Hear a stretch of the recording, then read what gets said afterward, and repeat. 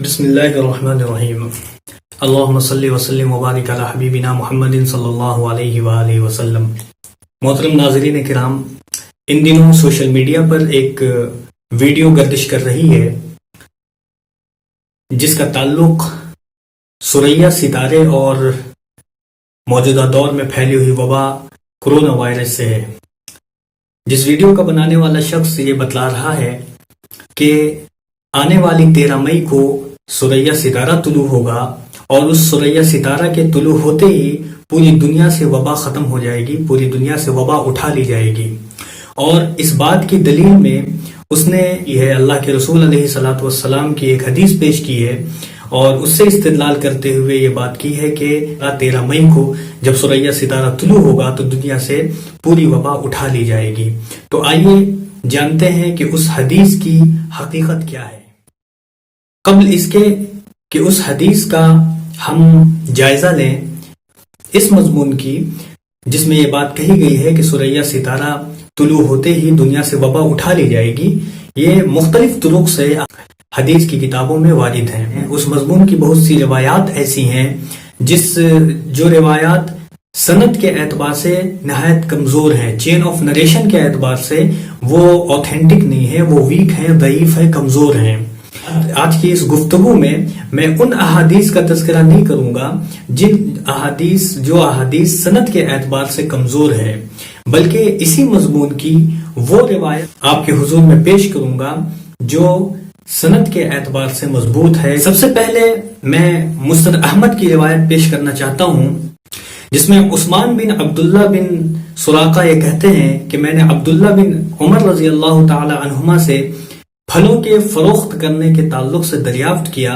تو انہوں نے فرمایا کہ پھلوں کو اس وقت تک نہ فروخت کیا جائے جب تک کہ آفت ختم نہ ہو جائے۔ تو حضرت عثمان بن عبداللہ بن سراقہ نے ان سے پوچھا آخر یہ آفت ختم کب ہوگی؟ تو انہوں نے فرمایا کہ ثریا تارہ طلوع ہونے کے بعد۔ حاضرین کرام، اس حدیث کا بیک گراؤنڈ کیا ہے؟ جب ہم اس حدیث کے بیک گراؤنڈ پر، اس کے پس منظر پر جب ہم گفتگو کریں گے تو اس حدیث کی حقیقت ہمارے سامنے رونما ہو جائے گی۔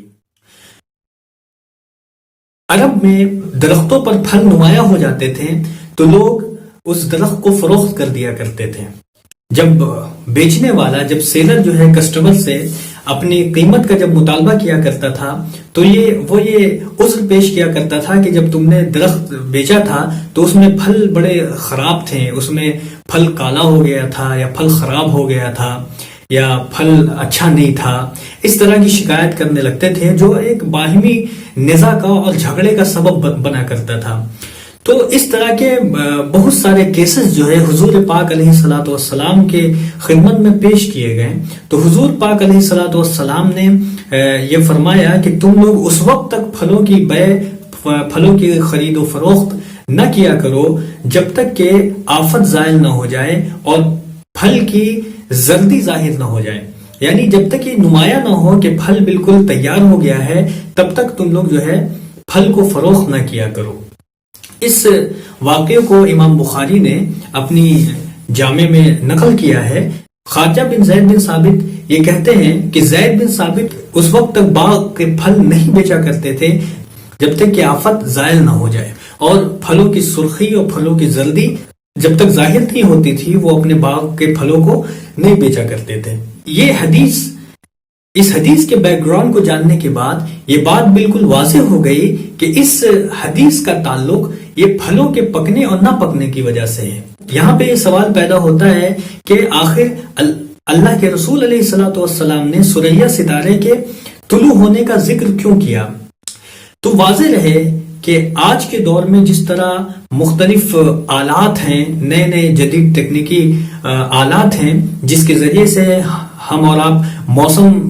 کا پتہ لگاتے ہیں، موسم وبھاگ ہے وہ موسم کا پتہ لگاتا ہے کہ کب جو ہے بارش ہوگی، کب بارش نہیں ہوگی، کب موسم اچھا ہوگا، کب موسم خراب ہوگا، لیکن حجاز میں اس وقت اللہ کے رسول علیہ الصلوۃ والسلام کے زمانے میں ایسا کوئی نظام نہیں تھا۔ لوگ راستے کا پتہ لگایا کرتے تھے ستاروں کو دیکھ کر، موسم کا پتہ لگایا کرتے تھے ستاروں کو دیکھ کر۔ تو جو سریا ستارہ ہوتا تھا وہ موسم گرما میں یعنی گرمی کے موسم میں وہ ستارہ طلوع ہوا کرتا تھا، اور اس ستارے کے طلوع ہونے کے بعد وہ ستارہ جب طلوع ہوتا تھا تو اس سے لوگ یہ اندازہ لگاتے تھے کہ اب جو ہے موسم کی خرابی کا اندیشہ ختم ہو گیا. یعنی جب سریا ستارہ طلوع ہو جاتا تھا تو وہ اس بات کی علامت ہوتی تھی کہ اب اس طرح کی کوئی آندھی یا اس طرح کی کوئی بارش نہیں ہوگی جس کی وجہ سے ہمارے پھل خراب ہوں گے. تو اللہ کے رسول علیہ الصلوۃ والسلام نے اس وجہ سے سریا ستارے کا ذکر کیا کہ جب سریا ستارہ طلوع ہو جائے تو تم اپنے پھلوں کو، باغ کے پھلوں کو فروخت کر سکتے ہو، اس لیے کہ سریا ستارہ کے طلوع ہو جانے کے بعد کسی بھی طرح کا کوئی موسمی آفات جو ہے نہیں آیا کرتے تھے. سریا ستارہ کا طلوع ہو جانا اس بات کی علامت ہوتی تھی کہ اب موسم میں کسی طرح کی خرابی نہیں ہوگی، نہ اس طرح کی کوئی بارش ہوگی جس سے پھلوں کو اور اناج کو نقصان پہنچے. اس وجہ سے حضور پاک علیہ الصلوۃ والسلام نے سریا ستارے کا تذکرہ فرمایا. معلوم ہوا کہ سریا ستارے کا تعلق پھلوں کے پکنے اور پھلوں کے نہ پکنے سے ہے، اس کا وبا سے کوئی ایسا تعلق نہیں ہے. ایک روایت اور پیش کی جاتی ہے جس میں یہ بات آئی ہے کہ سریا ستارہ جب طلوع ہوتا ہے تو مصیبتوں کو اور آفات کو پورے شہر سے اٹھا لیا جاتا ہے. اس کا تعلق جو ہے وہ بھی آفات سے ہے، یعنی پھلوں پر آنے والی مصیبتوں سے ہے، نہ کہ موجودہ دور کی وبا سے ہے. تو اس طرح کی جتنی بھی حدیثیں ہیں اس کو پڑھنے سے زیادہ اس کے بیک گراؤنڈ کو سمجھنے کی ضرورت ہے. بہت سے لوگ احادیث کو صرف پڑھ کر اس کو فوراً جو ہے لوگوں کے سامنے پیش کر دیتے ہیں، جبکہ ان کو پڑھنے کے بعد اس کو سمجھنے کی کوشش کرنی چاہیے اور حدیث کے بیک گراؤنڈ کو سمجھنے کی کوشش کرنی چاہیے کہ کون سی بات حضور پاک علیہ الصلوۃ والسلام نے جو ہے کس بیک گراؤنڈ میں فرمایا، کس موقع سے فرمایا. جب تک وہ بیک گراؤنڈ اور وہ موقع سامنے نہیں ہوگا احادیث کو ریپرزینٹ کرنا صحیح نہیں ہو سکتا ہے. لہذا جن لوگوں نے یہ بات کی ہے کہ سریا ستارہ کے طلوع ہونے کے بعد وہ دنیا سے وبا اٹھا لی جائے گی اور وہ سریا ستارہ 13 مئی کو طلوع ہونے والا ہے، تو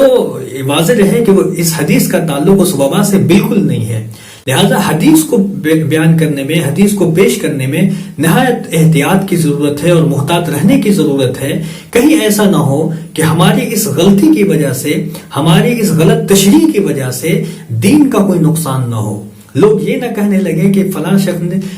شخص نے حدیث کے حوالے سے اور قرآن کے حوالے سے اس طرح کی بات کی جو کہ غلط ثابت ہو گیا. لہذا حدیث کو پیش کرنے میں اور قرآن سے کسی بات کا استدلال کرنے میں ہمیشہ محتاط رہنے کی ضرورت ہے، احتیاط کرنے کی ضرورت ہے، تاکہ ہماری وجہ سے دین کا کوئی نقصان نہ ہو سکے اور مذہب پر کوئی انگلی نہ اٹھا سکے. وآخر دعوانا ان الحمد للہ رب العالمین.